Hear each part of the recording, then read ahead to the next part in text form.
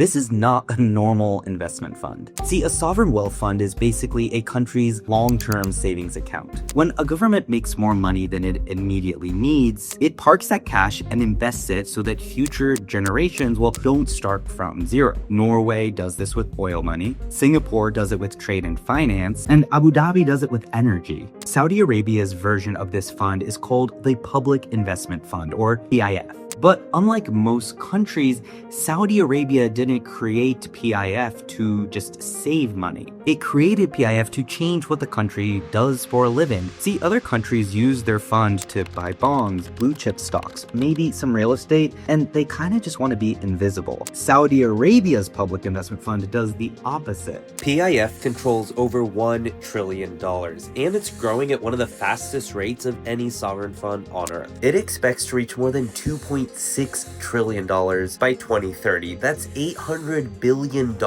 higher than original predictions. To put that in perspective, that would make it larger than the GDP of many nations, all managed by a single entity. But that headline number isn't what makes PIF unusual. What makes it different is that it was never designed to just grow money. It was designed to buy Saudi Arabia time. For most of modern history, Saudi Arabia ran a single product economy. At its peak, oil generated up to 80% of government revenue and more than 40% of GDP. That oil funded everything: public sector jobs, infrastructure, energy subsidies, and social stability. But demographics broke that model. Today, over 60% of Saudis are under 30 years old. Every year, hundreds of thousands of young people enter the labor market. Oil is capital intensive, not job intensive. It simply cannot absorb that many workers. And at the same time, global oil demand growth is slowing. Not collapsing, but slowing.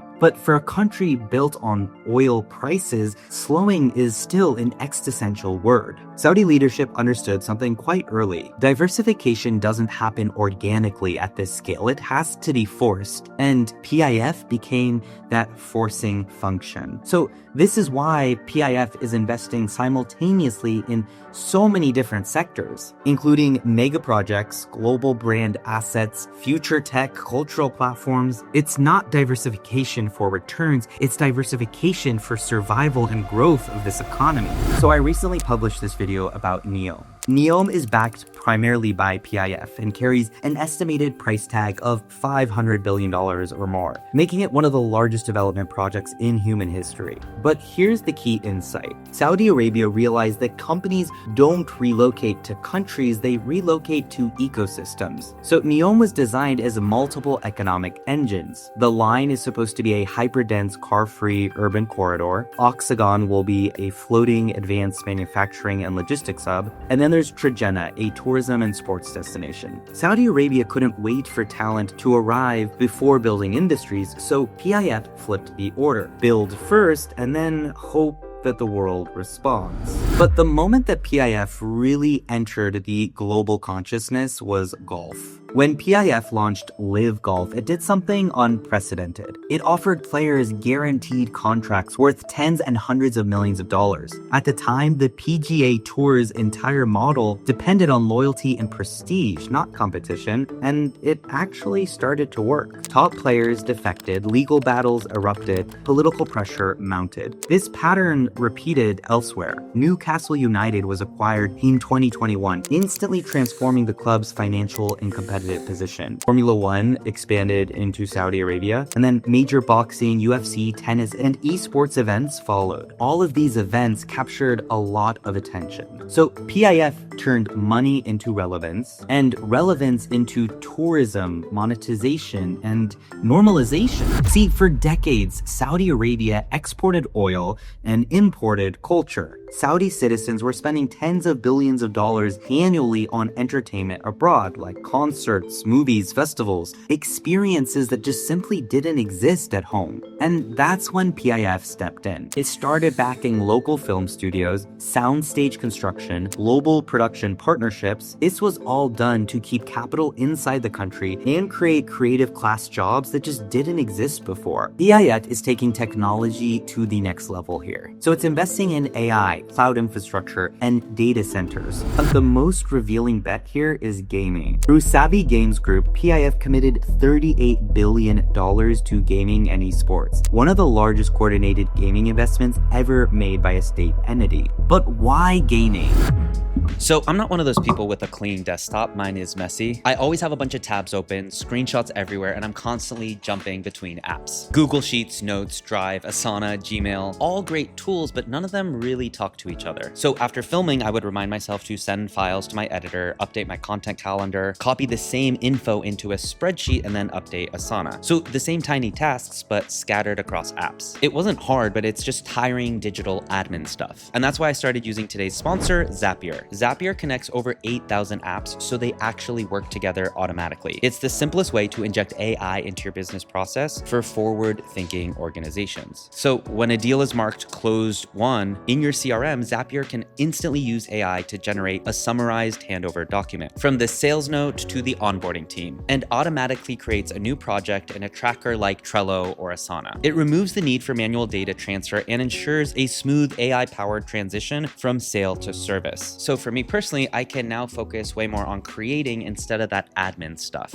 If your workflow feels chaotic, check out Zapier. It genuinely helped me get back time and mental space. More details in the description, and now back to the video. Well, gaming actually combines a bunch of things here. A young domestic population, global digital exports, intellectual property ownership. Remember, Saudi Arabia is not trying to build the next oil company here. It's trying to build a place that people from around the world, billions of people, rely on and are using. So one of the most important case studies of Saudi Arabia is Lucid Motors. Lucid was founded in California in 2007, originally focused on battery technology. It later rebranded as Lucid Motors and positioned itself as a premium EV manufacturer headquartered in Newark, California. But in 2018, the PIF made a massive move. It committed over $1 billion to rescue and scale Lucid. Over time, Saudi backing grew to about $9 billion. Today, PIF owns around 60% of Lucid Motors. But the real story isn't ownership. PIF didn't just invest, it forced some localization. See, Lucid is now building a major manufacturing facility in Saudi Arabia designed to eventually produce up to 150,000 vehicles per year. And, well, that creates industrial jobs, transfers expertise, and even can anchor Saudi Arabia inside the EV supply chain. This is the lesson that Saudi Arabia learned from oil. Don't just own the resource, but also own the factory. And Lucid Motors is an example of that.